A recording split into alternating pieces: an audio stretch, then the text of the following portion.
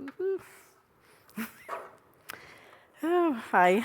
Welcome to Choose Recovery. Oh, let me say a prayer. Oh, God, help my words be helpful to someone and harmful to no one. Keep me in your will so I won't be in your way. Amen. I am here only by the grace of God. I'm a product of an alcoholic father and a bipolar codependent mother that I never got the chance to know. And that has led me to a full life of codependency, love and relationship addiction, drugs and alcohol, compulsive eating behaviors, and a little obsessive compulsive shopping. Did you little? And the onion just keeps getting peeled. Delivered from the addictions and learning to recover from the damages. My name is Robin Robbins.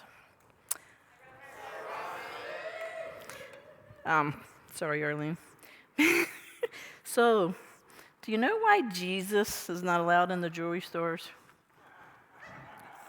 He breaks every chain!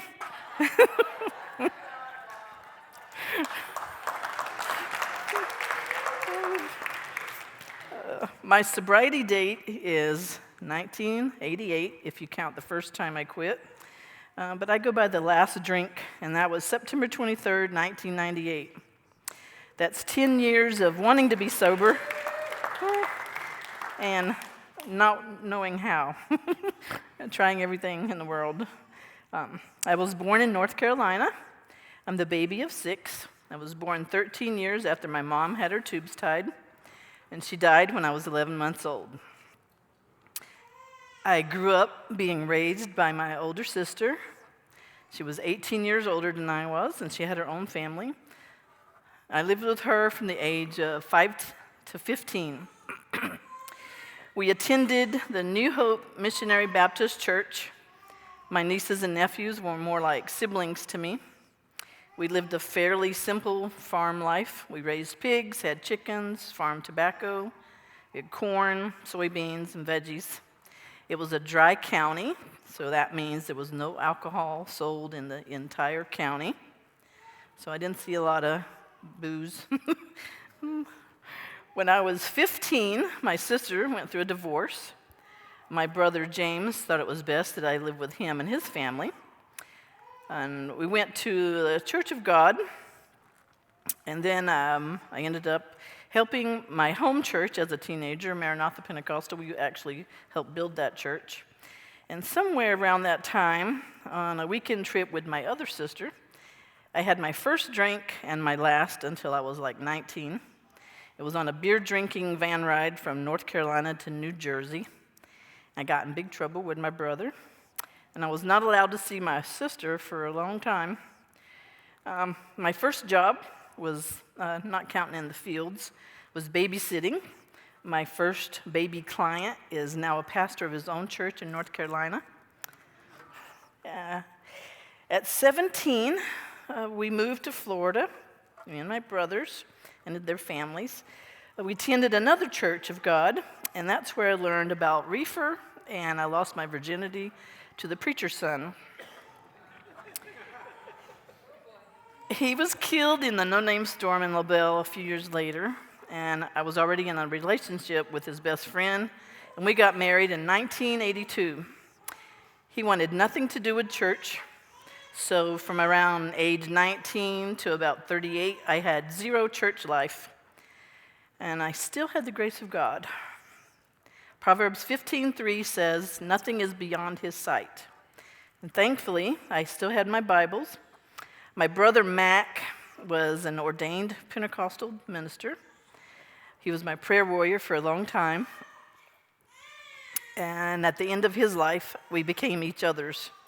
And now he's my guardian angel. He was the third person of the 15 that we have lost. He would call me with scriptures and tell me to read stuff, and I would listen. However, I was trying to fill the void of God in my life with everything else. I was lost. I was not a big drinker. In doing my inventory, I learned that the common thread of my issues with sex and relationship addiction stemmed from my use of alcohol and of my drug of choice, which is reefer. I tried to be sober for a couple of years in my first marriage. I tried to change my husband, and in 1988, I asked him for a divorce. And I cheated on my husband for 7 years, on and off in our 16-year marriage. We were actually together for 20 years. So 10 years later, and 5 times trying, I left my husband. I asked for a divorce, and he told me, "No one will ever love you the way I do. You will never be able to live without me." Fear is a liar. The first time in 1988, when I asked him, he chased me with a shotgun. So I celebrate my freedom of fear and peeling of the onion. I stopped going out and drinking in the summer of 1998. But September 23rd, 1998 was my very last drink of alcohol. It was peach schnapps on the rocks, and I was celebrating getting my 220s agent insurance license. That was the last job I had before I met Bill and became what I am today.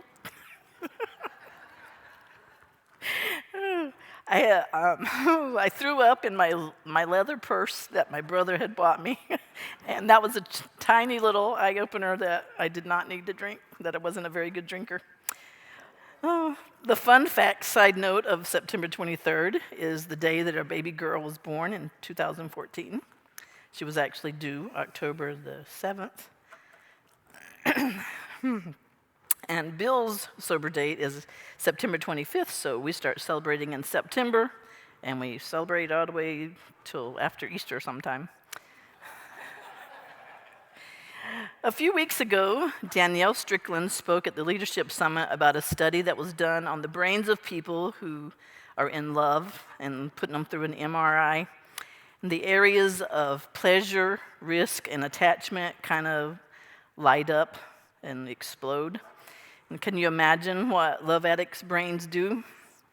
Just hearing that was like peeling the onion for me. Mine would probably be lit up like a Christmas tree. In 1998, a coworker continuously invited me to her church for about 6 months. And one day, this guy comes in to talk to us about his account, and he asked me to come here and play at his church. And wouldn't you know it, it was the same church that coworker had been asking me for months. God wooing me, leaving the 99 through what I would listen to. I tell people, God does speak through a rock if that's what you'll listen to. He never leaves us. We are the ones who walk away. My journey with Christ as an adult began in 1998. I've never stopped growing in him. I went from being way back in the back on the left-hand side, and I kind of moved up to about 10 rows. And then I moved over to the right-hand side, 2 to 3 rows, so I sat right about there when I met Bill. And now, for some reason, we're on the left-hand side. So I'm easily distracted, so I like to sit up front so I don't have to see all the action in front of me. I just focus on who's on the stage, the ADD. January of 2000, I started attending CR and addressing codependency, and I've been attending Al-Anon sporadically and amazing at that same church. March 3rd of 2001 was the day that I got rid of the bag of reefer in my kitchen drawer. That's when my true sobriety began. It's 21 years next week. Yahoo! Redirecting my life to Christ was on March 26th of 2000. I checked the Let's Connect card that we have on Sunday mornings, and that's actually my current husband Bill's birthday. And we didn't even know each other, and we met a year later. I surrendered my life to Christ, and when I did, I said the real prayer, not the foxhole prayer. I told God that I didn't like the woman I had become, and I didn't want to be her anymore. Jeremiah 29:11 is my life verse. It says, I know the plans I have for you, said the Lord, plans to prosper you, not to harm you, plans for hope in a future. It's actually on my ring. Sorry. When I say surrender, I mean I started really praying and journaling, doing devotions, Bible studies, small groups. I met my sponsor, and it was the grand opening kickoff of Celebrate Recovery. I began to peel the onion of my life, and it has never stopped. I didn't drink, so I ventured into the codependency group. I came through the doors of AA with my current husband, Bill, and through the doors of Al-Anon with a friend of mine. My recovery was born in Celebrate Recovery. What I do today to maintain my sobriety is I have time with God, prayer, reading, studying the Bible, and doing devotions. I attend step study groups or other small groups, prayer groups, and I keep in touch with my sponsor and accountability groups. I listen today. During 2020, I learned to listen to podcasts. In 2005, we gave up drinking soda. I drink it sometimes now if there's not tea available. Attended the Daniel Plan group in the Shores. Before COVID hit our CR, there was an OA group, and I was a member of that. August of 2017, that became my new home group. And since COVID has changed things, I do online meetings and podcasts at least twice a week.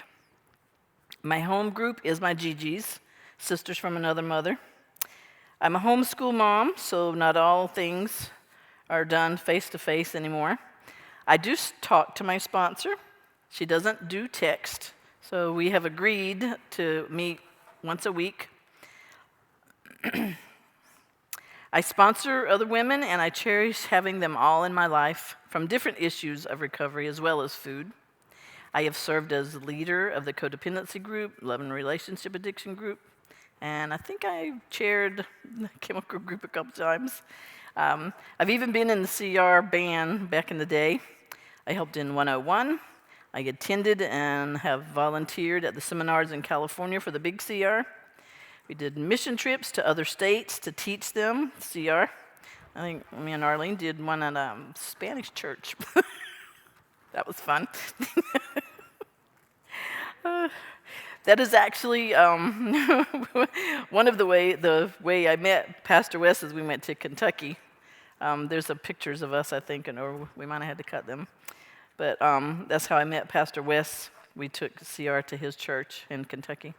Bill and I went to Paraguay on a mission trip, and we brought them a little mini CR workshop. We called it CR in a Box. I do service where and whenever I can. We do a lot of things in family service and outreach events now. Our newest thing is we adopted a pig that wandered up in our yard about a month before COVID hit. And having Miss Piggy turned into getting food at Central Campus. But Miss Piggy died last year, so we are still currently getting the food, helping clean up the homeless ministry stuff after they're done on Sunday mornings. And we feed about 25 of our neighbors every week. We serve as a family to our neighborhood. We have some other irons of service in the fire, carrying the message and training other churches, helping them help others.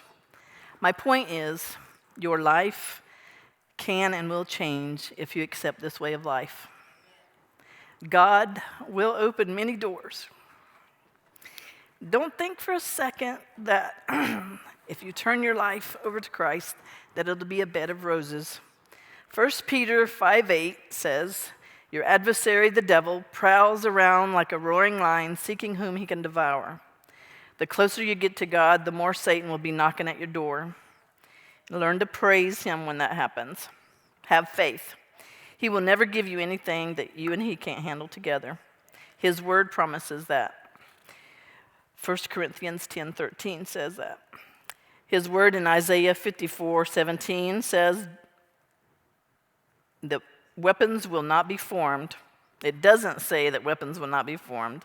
It says that they will not prosper. You can stand on that. Bill and I have lost 12 family and 3 family friends in the last year and a half. Our mission field has become our families in North Carolina and Michigan, and our neighborhood and our church families. Love God, love people, always. One of my favorite devotions is from a book called Daily Power Thoughts by Robert Schuller. He says, you can turn your scars into stars. Your hurts can become halos. The principle here is that if you want to live an emotionally healthy and happy life, you must discover how to handle the hurts that come. The writer of Hebrews assures us that our weaknesses can be turned into strengths. Hebrew 11:34 says, from being weaklings they become strong. Never be ashamed of a scar. It simply means that you are stronger than whatever tried to hurt you. My action plan tools, part of my food plan is to be abstinent from the fad diets, making healthier choices and doing portion control. My action plan is to include more action, as in exercise in our daily lives, intentional walks with God. My dog loves it. In the warmer weather, it's swimming, but it's a life change. And a fun fact I just learned from my sister, because I use that dog walk time to talk to my sisters. I recently learned that my mom walked almost everywhere she needed to go with her kids trailing behind her and me on her hip. I have realized that I need my small group more than ever. My codependency kicks in overdrive sometimes. Recovery is truly a process. Satan will only win if you give him the opportunity, and I'm not giving him that chance. I have learned to say, not today, Satan. I call my sponsor, I talk to my accountability girls and my sponsees, and I can only say I have realized how much, even after 23 years of sobriety, still I need Jesus, recovery, and my accountability team. I cannot do life without them. 2003, 19 years ago, Bill and I headed up the Angel Tree Ministry through CR. It's one of the ways, actually it's my favorite way, to carry the message. It's a program that is about loving the children and family of the incarcerated, letting them know that Jesus loves them too. 2005 was another path. We were foster parents. 21 plus kids up to 2013 have shared our home. For 4 years, we went through a little roller coaster ride. Happy to report that we were approved for adoption in 2010. The first babies that you saw in the slideshow of my pics are Lee and Lily. They were our adoptive babies that were taken from us. And God only knows why things happened the way they did. They were adopted by someone else, and life did not stand still for us. It just moved on. I learned to repeat, forgive them, Father, for they know not what they do. I believe that we can truly say, and thankfully guided by our lawyer to say, we are wiser to have been on this journey. We're happy to be given the opportunity to have children in our home today. 2010 to 2013 was another peeling of the onion for me. It was a time in my life that Jesus, journaling, my sponsor and accountability team, they carried me. I wasn't going to do this. I have just described this time of grief as a big black hole.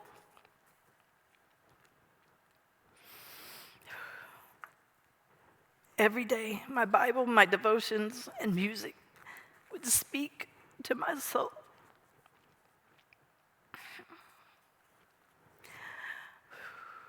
We started our new foster parent journey with 2 precious little boys in December of 2013. I'm certainly glad I can't see your faces. The boys had just turned 2 and almost 4. And then a year later, their baby sister, she was born. Fostering and the case management was assessed, and we were asked to consider adoption of all 3 children. And we agreed wholeheartedly. November 22nd, 2015, we are the official parents of Megan, and February 1st, 2016, Michael Braden and William James Avery. Michael is the one who made me wear my boots. Michael told me I'd be pretty if I wore my boots, so. They are now 7, 10, and 12. They all have CMT1A, it's a muscle disease, and they have some other issues. Nothing that God can't handle. Prayer is a huge thing in our life today. Bill and I start our day in reading and listening to I listen to the Grace app. He reads. But I do devotions, daily walks, and I journal. It helps my day to get off to a better start.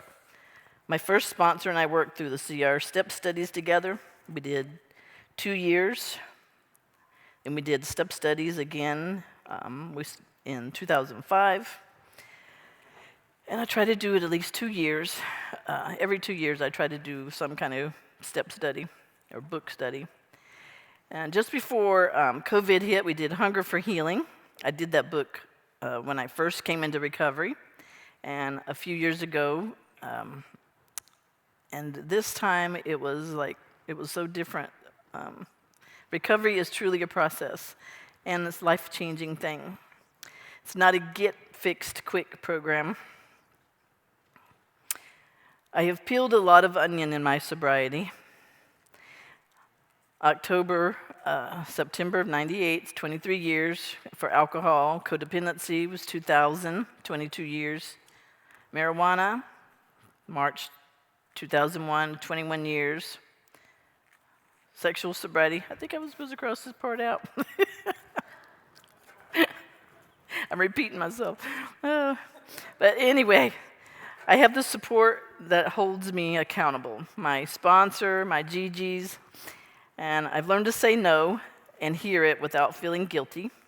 My sobriety is that I have learned that hurting me to help you is not helping you. It's only hurting me and prolonging your recovery or lack of. I have learned that it is Satan that we fight, not each other. I fail at communication sometimes. I don't hide my feelings from my husband. He knows when I'm upset, and I do reach out to my sponsor. I face my fears. In the marriage class, we called it My Reality. And trust me, my reality is different from his and yours. We are entitled to our own reality, and that's what makes us human. I became wiser by listening to my sponsor instead of talking all the time. And truthfully, that has been hard for me. Today, I celebrate my sobriety. I celebrate being the woman that God has made me to be and not ashamed of what I'm not. Working this program has really taught me to let go and let God. Step 3 is to turn our will and our life over to God. One of my songs that I live by is Keep Me in Your Will. It says that we're just the glove in which God places his hand. So keep me in your will, Lord, so I won't be in your way. And I say that in a prayer every day. Step 4 has helped me see that my biggest problem is me. Sharing that pain cuts it in half, and it takes the power of addiction away from Satan and out of his hands. Steps 11 and 12 are what keep me going: prayer, meditation, and carrying the message of hope and love of God to others. Just hint on that one is saying the Serenity Prayer that has kept me quite a bit. I thank God for what he has done in my life. My sponsors taught me to sit back and watch the parade, and that expectations are resentments under construction. I know that I am not a mistake today. Looking at food choices like a drug, I admit that I'm an emotional eater, and I have compulsive eating behaviors. I'm a recreational binger. Retraining my mind to eat more of the good stuff and less of the bad was not easy. It is not easy. I have found that when I treat food like booze or drugs, it doesn't get too fuzzy. With alcohol, you can fill a table with drinks, alcohol on one side and non-alcohol on the other. Draw a line. This is toxic. It'll kill you. This is healthy. It'll heal you. So you can do the same thing with food. So I'm learning to heal and not kill. My life does have a purpose. Psalms 139 tells me that God has it all written out for me. The hardest thing for me today is to stay balanced. Busy is a nice word for crazy sometimes. 2 businesses, 3 kids, and homeschooling was added to the mix about 3 years ago. So one day at a time is how I do it. Today I use a planner. I'm living the dream, living out the promises of God and the big book. There's a page in that big book if you get it. To the newcomer, keep it simple, love God, seek Him with all your heart and soul. He is a chain breaker. You are not your pain. You are not your past. The best is yet to come. Absolutely nothing is worth losing your sobriety. And when you don't love all of you, the parts of you that you don't love will cause a revolt. Stop judging yourself. Where you are is not who you are. Choose life, choose joy, and choose recovery. Impossible is only an option, because nothing is impossible with God. Thanks for letting me share.